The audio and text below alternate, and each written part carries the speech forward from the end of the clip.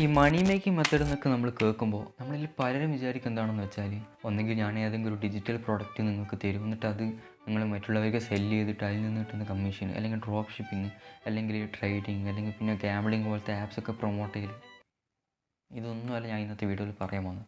Actually ഇന്നത്തെ വീഡിയോയിൽ ഞാനിപ്പം ചെയ്യുന്ന കാര്യം തന്നെ ഞാൻ പറയാൻ പോകുന്നത്. ഐ മീൻ ക്യൂബ് ചാടി കളിക്കലല്ല ഞാൻ ഉദ്ദേശിച്ചത്, കണ്ടൻറ് ക്രിയേഷൻ.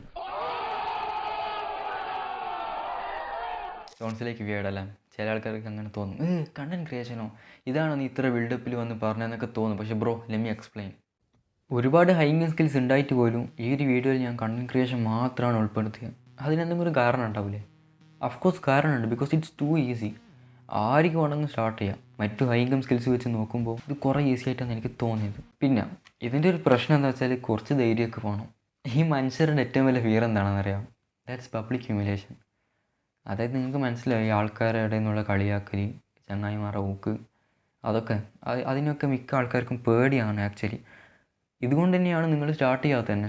ഞാനിപ്പം പറയും, നിങ്ങളുടെയൊക്കെ ഉള്ളിൽ ഏതെങ്കിലും ഒരു സമയത്ത് എപ്പോഴെങ്കിലും തോന്നിയിട്ടുണ്ടാവും ഒരു യൂട്യൂബ് ചാനൽ തുടങ്ങിയാണെന്നൊക്കെ. പക്ഷേ സ്പോട്ടിൽ വേറൊരു ചിന്തയും കൂടി വന്ന്, എൻ്റെ കസിൻസ്, ഫാമിലി, ഫ്രണ്ട്സ്, ഇതൊക്കെ കാരണം എന്തായിരിക്കും അവസ്ഥ, അവർക്ക് എങ്ങനെയായിരിക്കും ഹാൻഡിൽ ചെയ്യുക, കളിയാക്കൂല, ഈ അങ്ങനെയൊക്കെ വിചാരിച്ചിട്ടായിരിക്കും മിക്ക ആൾക്കാരും തുടങ്ങാത്ത തന്നെ, അല്ലേ? ശരിയല്ലേ?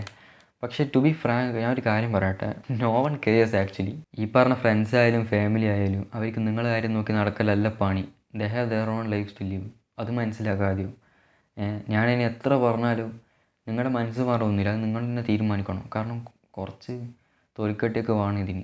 കാരണം നല്ല കളിയാക്കൽ നേരിടും. ഞാൻ തന്നെ തുടങ്ങിയ സമയത്ത് ആരും അറിഞ്ഞിട്ടില്ല. ഈ ഇടയായിട്ട് കുറച്ച് ഫ്രണ്ട്സ് അറിഞ്ഞ് എന്നെ കളിയാക്കിയിരുന്നു. But I don't care.